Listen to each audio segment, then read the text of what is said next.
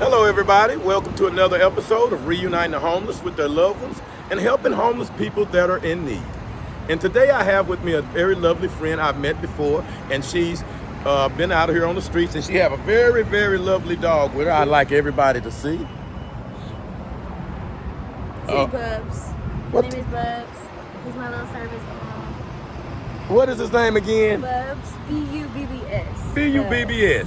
Yeah. She have a very beautiful dog. And introduce yourself to our listeners one more time. I'm Jasmine. I am from Fort Worth, Texas, and I've been out here for almost 2 years, going on 2 years now. Yeah, going on 2 years. At least in this whole entire vicinity of Texas. So how have this experience been for you to be a young woman, a young lady out here on the streets? Well, it goes the same way every single day, just like every other woman that isn't on the streets. We always get, taunted or looked at by men. But on the streets, it can be a little bit more dangerous because you're walking around by yourself and you're a public eye. So if you think that they're not giving you money when you're panhandling one day, they definitely notice you, so they're going to give it to you the next day. And they could follow you. It can just get really dangerous. So at this point now, actually, I did want to say something. We do now have actually a buddy system. We created a buddy system last night. So now us females, we walk around and it's usually just one of us. Then we have like 4 other people behind us. And we're literally holding hands walking down the street. And we try to stay in the light the whole entire way. But that's just for us. I don't know if anybody else does that. I feel like that everybody should do that. I don't know how to explain it, but I can't put it on here. But there's obviously some things that we need to work on.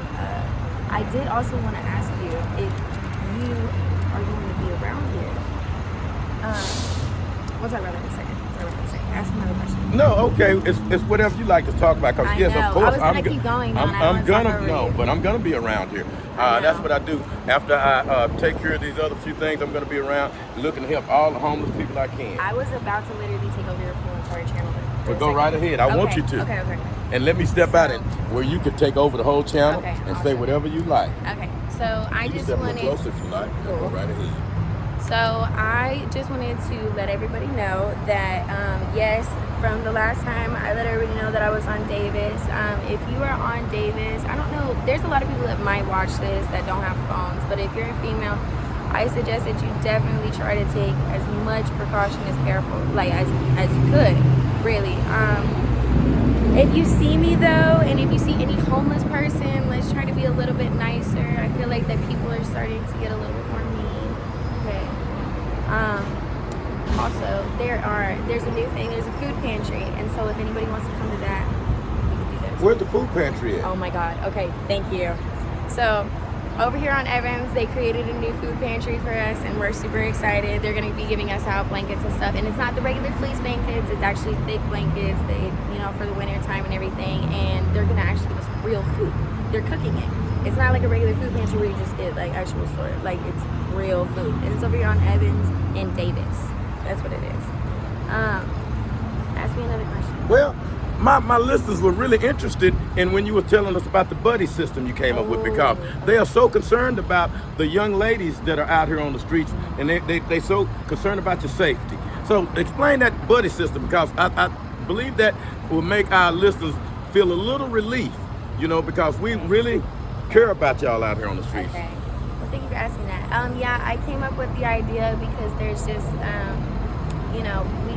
us females, we know on how it feels to literally just be taunted by a man. And out here, you like I said, you are a public figure, and so they are watching you. And so just to take extra precautions so none of us get into any trouble or whatsoever, we all do the same things, so might as well just walk together 24/7. Plus we can make another family and we can be safe at the same time. And we don't have enough money to get mace or, anything that we need, weapon-wise. So I try to do my best to keep everybody on the same page with at least holding hands, and so we at least have more than just one set of eyes on the whole entire vicinity of where we're at. And that, we don't even need to just be females though, it could happen to men too. I'm not going to forget about that, because for sure, anything can happen to anybody. But at the same time, the area that I'm in right now, it is a different type of area than other areas. So we should definitely take extra precaution and make sure that we all at least make it back to where we need to stay, sleep safely. anything happen. So do y'all have a specific place that you sleep every night? No, not anymore, because code compliance has been coming through. That's been the problem lately. Code compliance has been coming through, and the police have been coming through, and they've been literally taking everything, throwing it away in the trash. So even if you don't have enough time, you got at least 30 seconds when they show up, and then all of your stuff is literally thrown in the trash. And it's not a regular trash. They don't just throw it on the side. Mm-hmm. They take their own truck, and they throw it in their truck, and they take your stuff. Really? Yeah. Wow, that is terrible. And that literally just happened this morning. That's why you see me. Yeah. Yeah.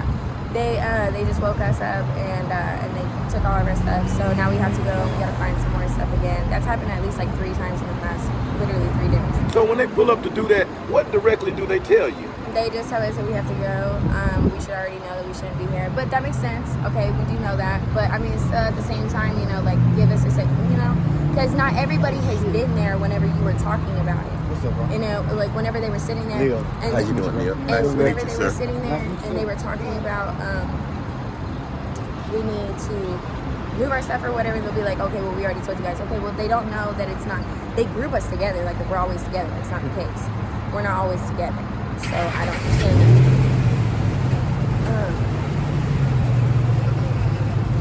I'm so sorry. No. Okay. Well, do you have to go right now? I don't want to keep. No, I'm not. Okay.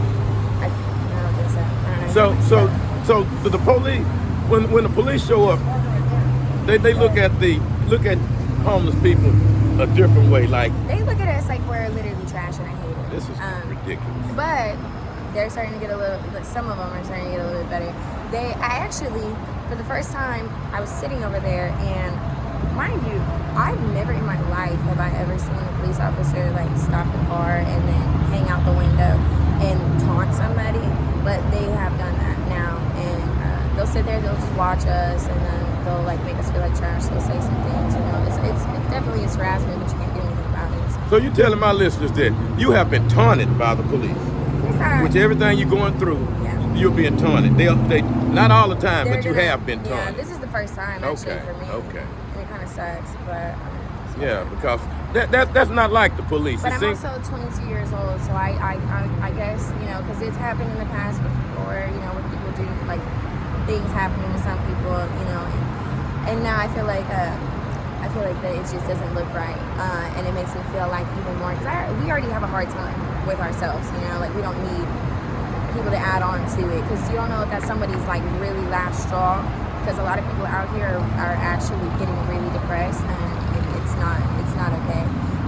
So that's why I create the buddy system. That's why I create the family time. So we have, like, even if I don't know them, I make sure that everybody that comes through here, like, they at least get food, water, they get to sleep. Like, I tell them where to stay away, where to sleep, you know, especially if they don't want to deal with, like, police or whatever. Like, we got to go far, but I mean, it's, you know, it's better than nothing. And it's better to just be safe. So I've just been trying my hardest to be that positive role model. And it sucks because I'm 22, so they really don't like listening to me. But they eventually come back, which is funny. They'll come back and they'll ask me for my advice, so it feels really good.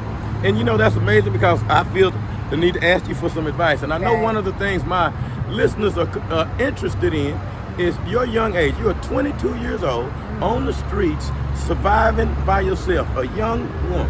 Now, how did it get to this point at such a young age? I think it just comes from, like everybody else, peer pressure. Comes from literally sitting there and taking your time with the wrong people. Mm-hmm. The wrong people, getting caught up with doing the wrong things. It's not like I wanted to do this. I didn't want to do this, but I ended up. It's very easy to get comfortable in a position where you don't have any type of responsibility and you don't have any type of. You don't have anybody telling you what to do. Even though I just told you they tell us what to do, we really don't. Like, we don't really think about it because we have other things going on. We actually have to think about way more. And people think that that's like drugs or money or sex. It's not any of that. We literally are mentally, every single one of us, if you were to ask us, we all have something mentally wrong with us, but nobody wants to look deeper into it. Or something tragically happened to us. And that's what caused us to want to just leave and come out here. And that's what happened with me. Something happened to me, and so that's what made me come out here, because I felt like I was safer away from the place I was at. And then I ended up, it was right. I actually am safer because I created my own family instead. And I mean, it feels really good, honestly. That's why it's kind of hard to leave, because I be leaving people. And I don't care about the situation. It just cares about who you're around, honestly. And it's very positive over here, at least with us. Yeah. I don't know about everybody. Well, that's great. So you found love on the street with compassionate people that were going through similar things you were going through. Yeah, and sometimes it's not even similar. Sometimes it's just we're on the same thinking basis, where you have the same type of intelligence. We know what we want, and we go get it, and that's just how it is. But I mean, sometimes it'd be a little bit harder because some of us, we don't have our IDs, and that's a process. But we can't really do that if we don't have our paperwork or anything. But we barely can keep a freaking pillow. So. Yeah, that's one of the things that we asked, is that some kind of way that we help the people that are homeless get their identification back, because that's one of the pitfalls that's keeping them from getting a job and everything. I would like to ask you this, and I know my listeners are interested in it.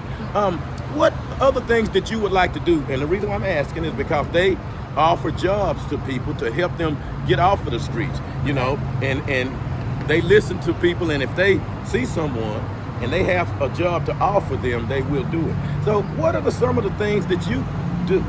Like housekeeping, hair, or anything?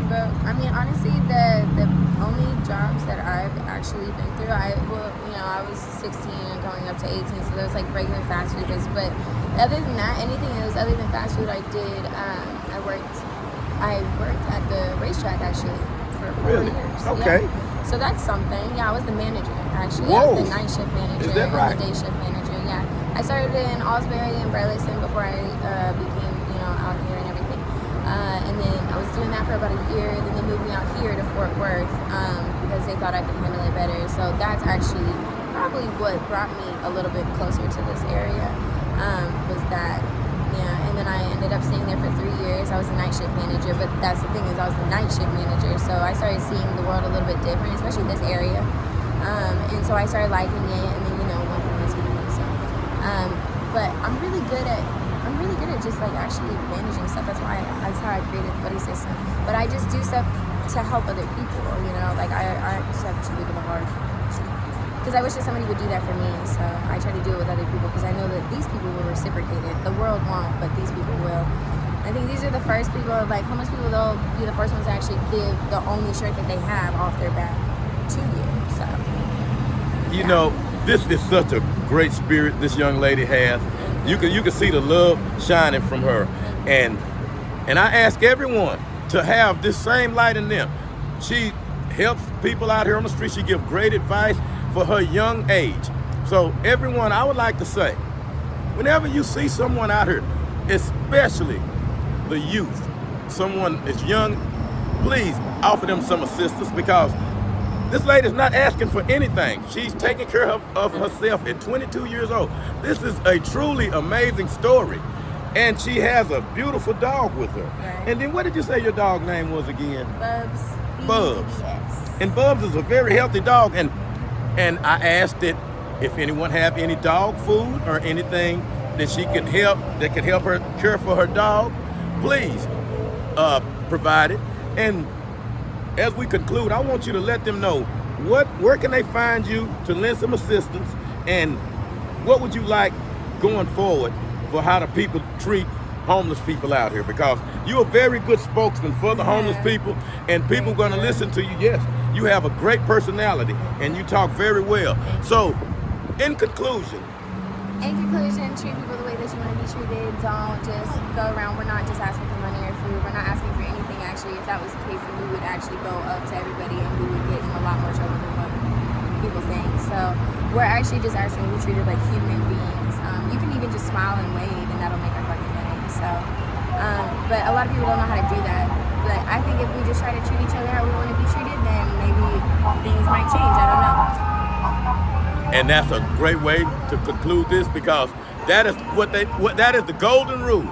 Treat others the way you would like others to treat you, and you can't go wrong that way. And remember, this could easily be us one day. This is our mother, fathers, sisters, and brothers, and we must do something to help them. Thank you so much for telling us your story, and I want everybody out there to remember, always show compassion for the homeless, because we are the ones that can help them. We have someone homeless out there, and we must start looking for them. So I ask everybody today, read remember your homeless people. Remember your family members that's out there with no one looking for them. And start looking for them. Contact me on my channel, David Parker-Help, and I will help you locate your loved ones. Thank you so much.